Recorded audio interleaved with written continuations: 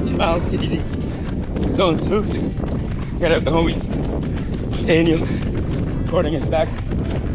Feels good, man. Heart rate's about 140. Great weather in Texas. Right here at White Rock. It's a 9-mile loop, so we're gonna do it like twice, or once, 1.5. But overall, this week, feeling good, man. Got about 60 miles, and that should be week 3 of the prep. Se Puede. Let's go.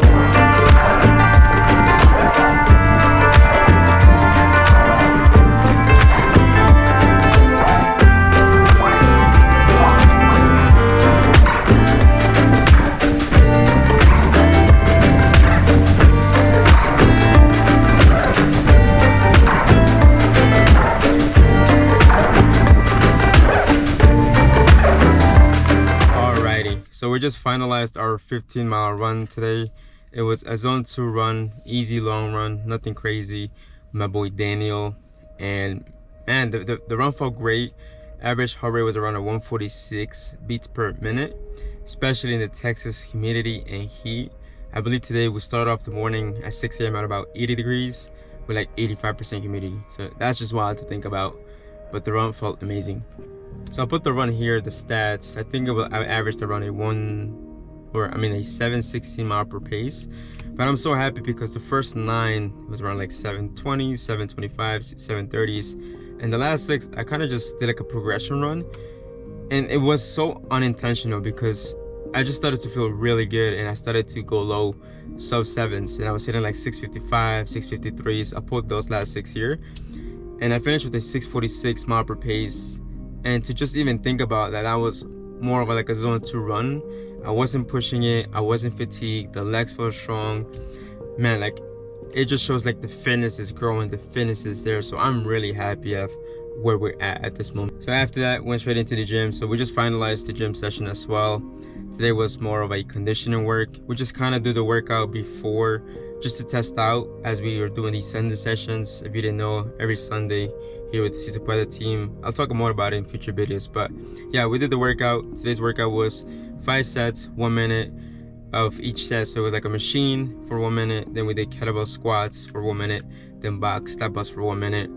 I mean, you think about it, after 15 miles and then you go into kettlebell squats and then step ups, like the legs get pretty cooked. But I'm so happy because my legs are still strong. Like normally after a long run like that, like you will think after 12-15 miles your legs are pretty beat up, you want to go home and rest. But I felt great. Like the leg fatigue has been just getting better and better, where I'm able to just push the body even more, which I'm really happy about. Then, and I couldn't record that part, but we did do part 2 of the workout, which was farmer's carry, which it was two dumbbells. It's more for the core. So if you're working to look for core workouts, that's a really good one.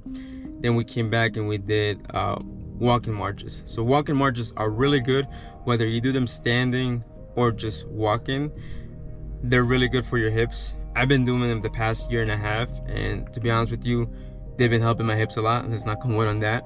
But that's a really good workout as well for you to incorporate for your core and your hips. You can always do it as a superset. So highly recommend to do those exercises as well. And then we finished with some sprints / strides, you could call it, just to see how much the legs have. And I think we pretty did a good job. I mean, it wasn't nothing like we're gonna go all out, but just testing the waters for the legs. So that was really good. As you can say, this was like week 3 of the prep. Working and finished with about 60 miles. I still got about another 5 tomorrow morning, so I'm gonna probably finish that. Probably wake up 4 or 5 a.m. just to finish it, and then go to the class afterwards. But I think for me, the biggest thing right now, what I'm seeing is just trying to incorporate more recovery and sleep. I think it's something that I struggle with, and maybe you might struggle as well, because I'm just like a person that just goes. Like I can't stop. Like I love just to go. The moment I stop and I feel like I'm resting too much, like I don't feel good. But I know that it's important, especially being in a prep where you're trying to hit a big goal, right? So I think that's the biggest thing for me right now, is just resting, recovery, I guess sleeping, right? Sleeping more, especially for the prep that comes later down the line in the next couple of weeks, when the mileage keeps going up and up. reason I say that is because I'll talk about more about it in a couple later in the video, but I pretty much I haven't been sleeping this week as much just because we've been so busy, especially from coming back from LA, trying to finish the formula, and now just getting worked up with work, right? A lot of emails, a lot of just like things to do from work, and then trying to finalize that, and then trying to edit the videos, and then we see Se Puede. So it's been good work, which I'm really happy about. But that's the one thing that I feel like I'm struggling with, is just recovery and sleep. But you should do that as well. You should get recovery and sleep. Let's go.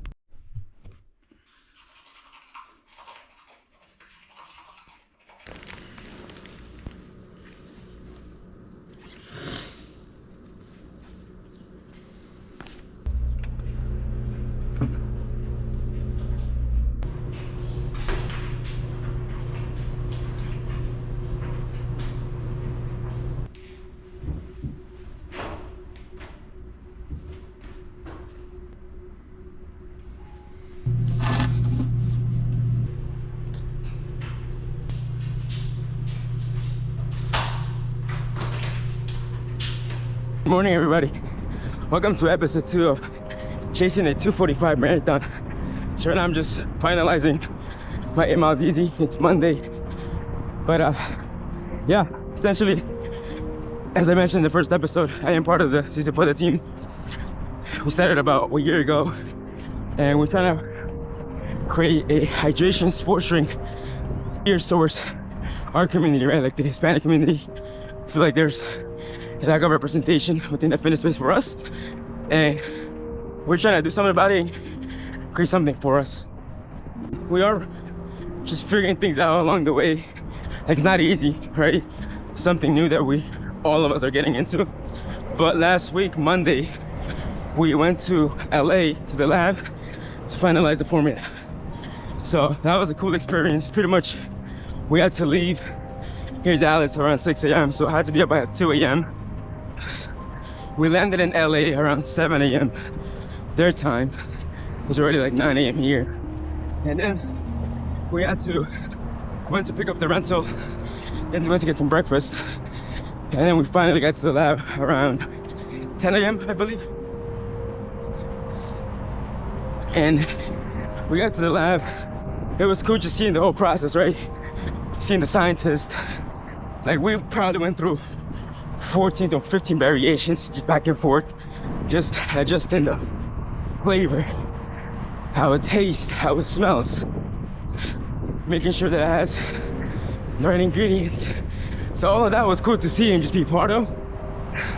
All that to say, man, like, yeah, creating a drink like that, it's not easy. But yeah, we were there from 10 to almost 5 p.m. We finalized the formula, which was amazing. Then we got back to that hotel, caused some traffic on the way there, but I still had to get my 8 miles done. So I got my run. And once we get to the hotel, with my boy Daniel, and it was so cool to run all over Santa Monica. I mean, I fell in love with the place, man. Like, palm trees, weather. It was a cool experience to be there. So I did the 8 miles there. Make sure I had to stay committed to the plan, to the prep. And then Tuesday as well, we woke up first. Oh, by the way, yeah, we got back from the run, went to eat dinner. We didn't get back until like 11 p.m. California time. But Dallas time, since it's a 2-hour difference, pretty much it was already like 1 a.m. here. So essentially we were up for 24 hours. And it's good to see that, just because, like, I guess what it takes to build a business. I really, like, just gotta be on it. But I mean, if I could do that every day, I wouldn't mind just working, being on it, getting after it. I think it's the beautiful part about it. And then Tuesday, we woke up again, 6:30, had 8 miles easy as well. Took the same route through Santa Monica. And yeah, that was pretty much it, the whole trip. Like, it was just finding the formula. But with all that being said, like I mentioned, is trying to balance business and fitness, right? Even though we were there trying to create this, like, I still had to get my run in, my miles in. And it just shows, like, if you're committed to it, there's no excuse.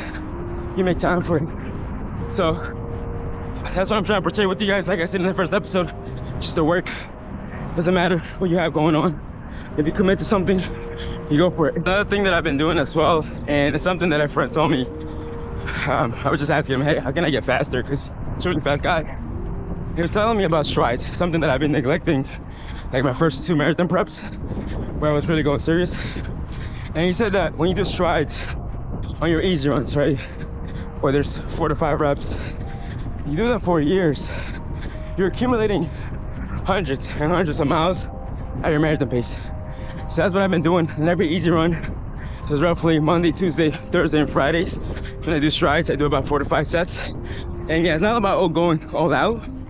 It's all about the mechanics, like teaching your body, your legs, to be like, hey, like this is how you're supposed to run. And been doing like the past 2 months, and I've been seeing a difference, like low key. Like I'm not even lying, like I'm so serious. So we got another 3 more right now. If nobody has mentioned you, happy summer to everybody. First day of summer just passed last Friday. But here in Texas, I think we've been in summer for the past month and a half.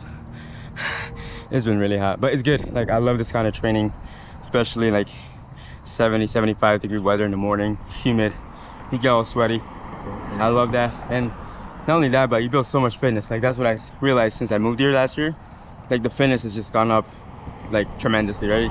So, I mean, if you're going through summer right now, first day, first week, enjoy. Summer is the best training. And I will live by that. Let's go.